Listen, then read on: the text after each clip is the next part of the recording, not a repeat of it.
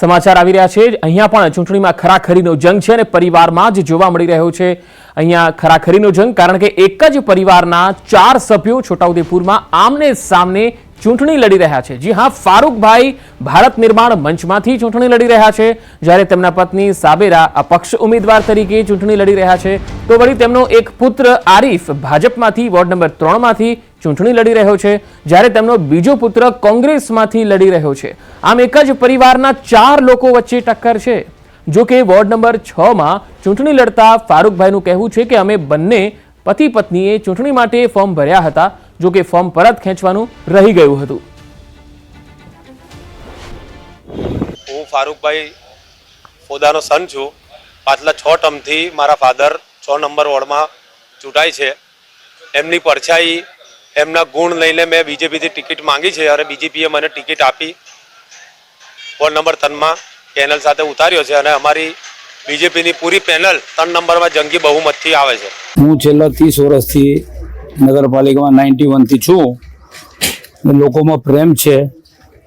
6 term તો મારા જીતી ગયો, 7મો ટર્મ છે અને ઇન્શાલ્લાહ ઉમ્મીદ છે કે હું જીતીશ। એમને પક્ષે ટિકિટ આપી, એમને કામગીરી જોઈને આપી હશે। તો જૂનાગઢની જ્યાં સુધી વાત છે, જૂનાગઢની વાત કરીએ તો મહાનગરપાલિકાની 60 પૈકી 8 બેઠકો બિનહરીફ થઈ છે। 66 નગરપાલિકાના 461 વોર્ડ પૈકી 24 વોર્ડ સંપૂર્ણ બિનહરીફ થયા છે। જૂનાગઢ મહાનગરપાલિકાની ચૂંટણીને લઈને આજે મતદાન પ્રક્રિયા હાથ ધરાવવાની છે અને 7 વાગે મતદાન પ્રક્રિયા જે શરૂ થાય તે પહેલાં વોર્ડ નંબર 9ના ઉમેદવાર જે છે આમ આદમી પાર્ટીના ઉમેદવાર આપણી સાથે છે પ્રવીણભાઈ ચુડાસમા ને તેઓ પાસેથી વાત કરીશું। પ્રવીણભાઈ, આજે મતદાન પ્રક્રિયા છે, 157 ઉમેદવારોના ભાવિનો ફેસલો થવાનો છે, શું કહેશો? 9 નંબરના તમે ઉમેદવાર છો। હું તો એમ જ કહું છું કે નિષ્પક્ષ અને તટસ્થ રીતે ચૂંટણી થાય અને કોઈ ઉમેદવાર કે હરીફ ઉમેદવાર કોઈ પણ જાતની બબાલ ન કરે અને શાંતિપૂર્ણ માહોલમાં આ ચૂંટણી થાય।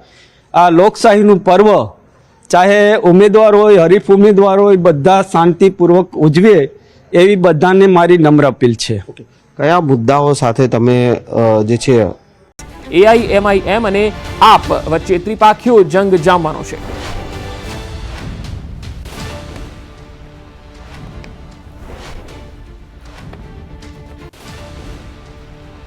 તો સલાયા નગરપાલિકામાં પણ સવારથી જે તમે જોઈ શકો છો કે મતદારો મોટી સંખ્યામાં મતદાન કરવા માટે પહોંચી રહ્યા છે। અડધી બેઠક અહીંયા એવી છે કે જ્યાં ભાજપને ઉમેદવારો નથી મળ્યા, એટલે કે સલાયા નગરપાલિકાની કુલ 28 બેઠકો છે જેમાંથી માત્ર 14 બેઠક પર જ બીજેપી લડી રહ્યું છે। હવે મહીસાગરથી એક સમાચાર આવી રહ્યા છે। લુણાવાડા પાલિકાની ચૂંટણીમાં બોલાચાલી થઈ છે। લુણાવાડામાં વોર્ડ નંબર 4માં મતદાન મથકમાં બોલાચાલી થઈ છે। ભાજપ કોંગ્રેસના એજન્ટો વચ્ચે બોલાચાલી થઈ। અહીંયા મોટી સંખ્યામાં મતદારો સવારથી આવ્યા। ફોનલાઈન પર જોડાયા છે મિતેશ ભાટિયા, સંવાદદાતા મહીસાગરથી છે। મિતેશ, શું બોલાચાલી થઈ હતી ને હાલ મતદાન સુચારુ રૂપથી ચાલી રહ્યું છે? જી બિલકુલથી જો વાત કરવામાં આવે તો આજે વહેલી સવારથી જે મતદાન પ્રક્રિયા છે તે હાથ ધરવામાં આવી રહી છે। ત્યારે મહીસાગર જિલ્લામાં 3 નગરપાલિકાઓની મતદાન પ્રક્રિયાની અંદર આજે લુણાવાડા વહેલી સવારથી 7 વાગ્યાથી મતદાન પ્રક્રિયા હાથ ધરવામાં આવી હતી, જેમાં વોર્ડ નંબર 4ની અંદર જે બ્રાન્ચ શાળા 4 કહી શકાય ત્યાં આગળ જે મતદાન પ્રક્રિયા હાથ ધરવામાં આવી હતી તેમાં 2 પક્ષના જે એજન્ટો કહી શકાય તેમના વચ્ચે બોલાચાલી હતી। અંદર બેસવાને લઈને બોલાચાલી થઈ હતી, પરંતુ ક્યાંક ને ક્યાંક જે પોલિંગ બૂથ એજન્ટ કહી શકાય અને જે સ્ટાફ કહી શકાય તેના દ્વારા અત્યારે મામલો થાળે પાડવામાં આવ્યો છે અને રાબેતા મુજબ જે મતદાન પ્રક્રિયા છે તે હાથ ધરવામાં આવી રહી છે। જી મિતેશ, આભાર માહિતી આપવા માટે। તો વોર્ડ નંબર 4માં મતદાન મથકમાં ભાજપ અને કોંગ્રેસના એજન્ટો વચ્ચે બોલાચાલી થઈ હતી, જો કે હાલ મામલો થાળે પાડી લીધો છે।